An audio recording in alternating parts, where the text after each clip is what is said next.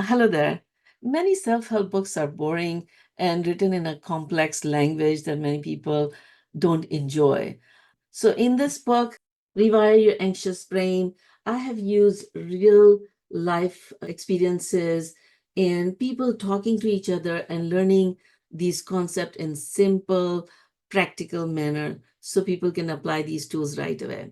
So let's read today one of the techniques, Rewire Fear through Action with Exposure Ladder. The group stopped to rest near a mossy log as the trail widened into a quiet clearing. Nina sat on the edge, catching her breath. The morning air was crisp and silent, broken only by the soft rustle of leaves overhead.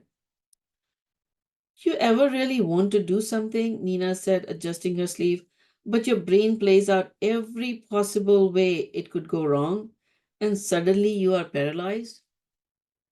Sarah looked over. That's exactly what happened to me last week. My friends invited me to a birthday party. I wanted to go so badly, but I was terrified. I'd have a panic attack in front of everyone. Nina sat beside her. What did you do? I stayed home, Sarah admitted. Mom and Grandpa helped me. I used some of the calming tools, breathing, muscle relaxation, but I still couldn't make myself go. It felt like my brain didn't believe I was safe, no matter what I told it. Lisa nodded. That's where exposure therapy comes in. Not as a push into the deep end, but as a slow, steady walk toward the water. Grandpa John smiled, like how I stopped flinching every time I popped a can of soda after one exploded on me. It took a dozen uneventful cans before my nervous system chilled out. Why it works, the brain behind exposure. Lisa picked up a twig and drew a simple loop in the dirt. When your brain has linked something with fear, like social situations, crowds, or even your own symptoms, it flags that thing as dangerous. That's your amygdala doing its job. Avoiding it reinforces the danger tag. But with exposure therapy, you start to rewrite that association. She looked up. You face the feared situation in small, manageable steps and pair it with calming strategies. That tells your brain, this isn't a threat anymore. Over time, your amygdala stops hitting the alarm. You are retraining your fear circuit. Nina raised an eyebrow. So it's not about being fearless, it's about teaching your brain to chill? Exactly, Lisa said. The goal isn't comfort, it's confidence. Building the fear ladder. Lisa opened her notebook and sketched a ladder. Let's break it down step by step. Sarah leaned over and began listing. Text a friend about the party. Drive by the party location but stay in the car. Step inside for 5 minutes. Stay for 30 minutes and talk to someone. Nina added approvingly. That already feels doable. Most people try to leap from fear to freedom in one big jump, Lisa said. But real progress is in the climb. Pairing action with calm. Sarah added tools beside each step. Texting, I can do 4-7-8 breathing. Driving by, I can do 5-4-3-2-1 sensory grounding. Stepping in briefly, I can use affirmation. I can do this. I can leave if I need to. Staying longer, I can use gentle body scan to remain grounded. So I'm not forcing myself through it, Sarah said. I'm preparing, supporting myself. Lisa smiled, and that's what makes it compassionate exposure, not just exposure.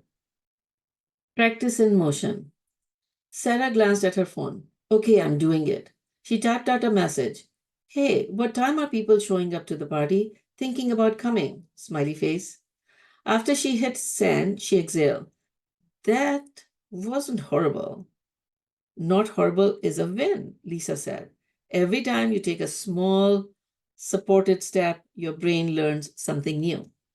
Nina nodded slowly. I've been avoiding those team meetings at work, but maybe I could go sit in for 5 minutes. No pressure. Lisa gave a thumbs up. That's the idea. You're not jumping into the fire, you're walking with a fire extinguisher and a plan. Sarah's note: what I learned about exposure. Anxiety shrinks when you face it consistently and kindly. My brain learns through experience, not just logic.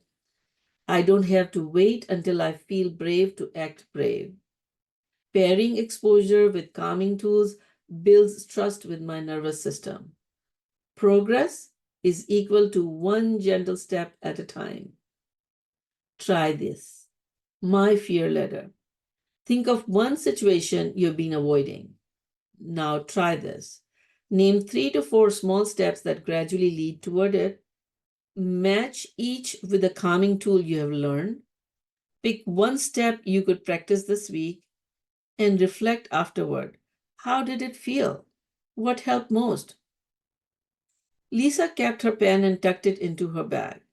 Every time you take one of these steps, even when your heart races, you're teaching your brain that you are safe. You are responding with intention instead of reacting from fear. Sarah smiled, and that's how I start changing the story. Grandpa John grinned, one quiet, brave chapter at a time. Up next is a tool for understanding what's happening beneath the noise and creating the kind of internal clarity that leads to wise action.